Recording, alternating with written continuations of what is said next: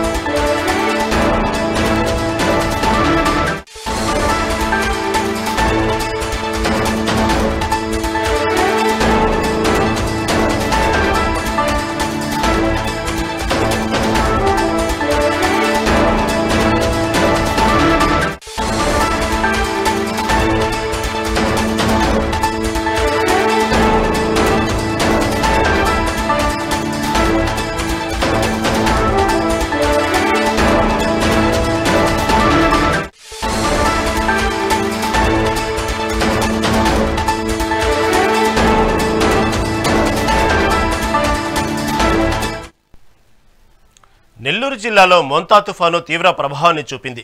Record స్థాయిలో కురిసిన వర్షాలకు వాగులు వంకలు పొంగి పొర్లాయి.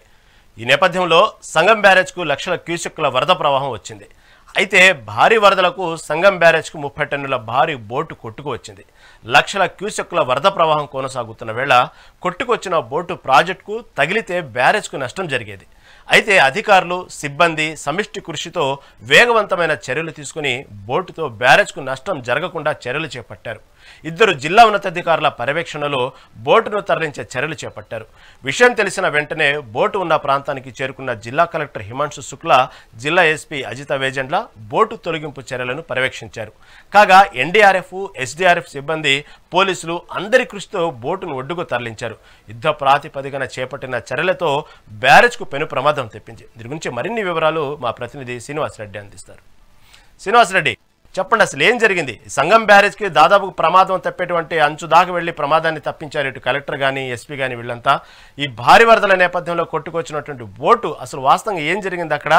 ఆ సమయంలో కనుక యుద్ధ ప్రాతిపదికన చర్యలు తీసుకోకపోతే దాదాపు చాలా పెద్ద ప్రమాదమే జరిగేది బ్యారేజ్కి అనే వార్తలు వస్తున్న నేపథ్యంలో తాజా అప్డేట్స్ ఏంటి? ఈ మొంతా తుఫాను వరదల వల్ల ఇక్కడ సంగం బ్యారేజ్ దగ్గర పెద్ద ప్రమాదమే తప్పిపోయిందని చెప్పుకోవచ్చు. అసలు ఇంపార్టెంట్ మెయిన్ ఇష్యూ ఏంటంటే ఇక్కడ సంగం బ్యారేజ్ దగ్గర 3 బాగ్ బోట్లను సంగం సమీపంలో నది ఒడ్డున ఇటు బెస్తవాళ్ళు అంటే చేపల వేటకు వెళ్లే వాళ్ళు అక్కడ కట్టివేయడం జరిగింది.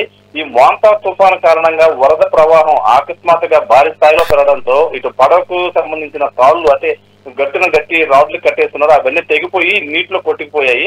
ఈ సంగం బ్యారేజ్ దగ్గరగా ఇవి చిక్కుకున్నాయని చెప్పుకోవచ్చు.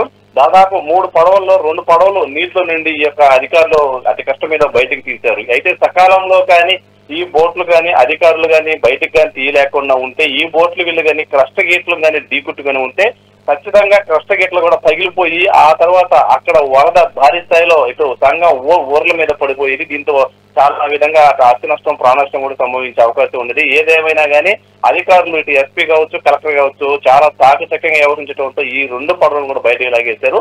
ఇక 3వ పడవ సంగం బ్యారేజ్ నుండి కొద్ది దూరంలో దాదాపు పాత బ్యారేజ్ ఒకటి ఉంది, ఒక 500 ఫీట్స్ డిస్టెన్స్ లో ఉంటుంది. ఈ పాత బ్యారేజ్ రోడ్డు దగ్గరగా చిక్కుపోయింది. దీన్ని కూడా గమనించారు. సుమారు ఒక బోటు 35 టన్నుల బరువు ఉంటుంది. ఈ భారీ బోటు ఈ యొక్క రిజర్వాయర్ గేట్లు కానీ ఈ బోటు కానీ ఖచ్చితంగా కానీ ఢీకుని ఉంటే మాత్రం భారీ స్థాయిలో ఆస్తి నష్టం, ప్రాణ నష్టం కూడా జరిగి ఉండేది. ఎందుకంటే ఆ రేంజ్ లో 35 టన్నుల బరువు ఉన్న ఈ బోటు కానీ కష్ట గేట్లు కానీ ఢీకుట్టు కానీ ఉంటే మాత్రం కష్ట గేట్లు తునకలయ్యేటి. వెంటనే ఆల్రెడీ ఈ యొక్క మొంతా తుఫాన్ ఎఫెక్ట్ వల్ల సంగం బ్యారేజ్ పూర్తి స్థాయి నీటితో నిండింది కాబట్టి ఆ వరద మొత్తం కూడా ఇటు సంగం మండలం చుట్టూ ఉన్న గ్రామాలపై విరుచుకుపడేది. దీంతో అనుకోని సంఘటన సునామీ లాగా ఆ విధంగా జరిగి ఉండేది. దీంతో ఏం జరిగిందో తెలుసుకునే లోపు చాలా స్థాయిలో ఆస్తి నష్టం, ప్రాణ నష్టం రెండు సంభవించాయని చెప్పి అధికారులు అంచనా వేశారు. ఇటు రెస్క్యూ ఆపరేషన్ కోసం రంగంలో దిగారు జిల్లా అధికారులు మొత్తం కూడా.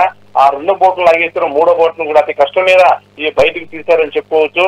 అయితే అన్ని శాఖలను సమన్వయం చేసుకుని సకాలంలో అయితే ఫైర్ కానీ, రెవెన్యూ కానీ, పోలీసు కానీ అందరూ కూడా చేసుకుని ఆ బోట్లను సురక్షితమైన ప్రాంతానికి లాగడానికి అన్ని అవసరమైన చర్యలు నిన్నటి నుంచి కూడా కొనసాగుతున్నాయని చెప్పుకోవచ్చు. రెస్క్యూ ఆపరేషన్ కంటిన్యూగా ఉంటుంది. ఈ క్రమంలో చిక్కుకుపోయిన ఇటు బార్జ్ బోటును వెలికి తీటుకు అందుబాటులో ఉండే NDRF, SDRF మరియు అగ్నిమాపక శాఖ వద్ద ఉన్న ఇటు ఫైబర్ రిస్క్ బోట్స్ సామర్థ్యం సరిపోదని అంచనా వేశారు.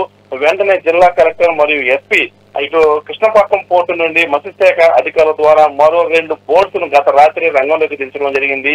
ఈ రోజు ఉదయం సదరు 2 బోట్ల ద్వారా బలమైన రోపులను ఉపయోగించి చిక్కుకుపోయిన భారీ బోటును ప్రధాన బ్యారేజ్ గేట్లను ఢీకొనకుండా ఒడ్డుకు లాగారని కూడా మనం చెప్పుకోవచ్చు. దీంతో పెద్ద ప్రమాదం అయితే తప్పిందని చెప్పి ఇటు కలెక్టర్, SP, జిల్లా ప్రజలు ముఖ్యంగా సంఘం ప్రజలు ఊపిరిపీల్చుకున్నారు. అన్ని శాఖ అధికారుల సమిష్టి ప్రయత్నాల వల్ల ఈ బోటుని విజయవంతంగా ఒడ్డుకు లాగారని మనం ఖచ్చితంగా చెప్పుకోవచ్చు. తద్వారా ఈ యొక్క రిజర్వాయర్ గేట్లకు జరగబోయే భారీ దుర్ఘటనను తప్పించి ఎటువంటి నష్టం కలగకుండా నివారించడంలో కలెక్టర్ మరియు రెవెన్యూ అందరూ కూడా సక్సెస్ అయ్యారని చెప్పుకోవచ్చు. ఇటు సంక్షోభ పరిస్థితుల్లో విపత్తు ప్రమాదాలను ఎదుర్కోవడంలో అన్ని శాఖల మధ్య సమన్వయం చేయడంలో ఇటు కలెక్టర్ గానీ, SP గానీ బాగా సక్సెస్ అయ్యారని కూడా మనం చెప్పుకోవచ్చు.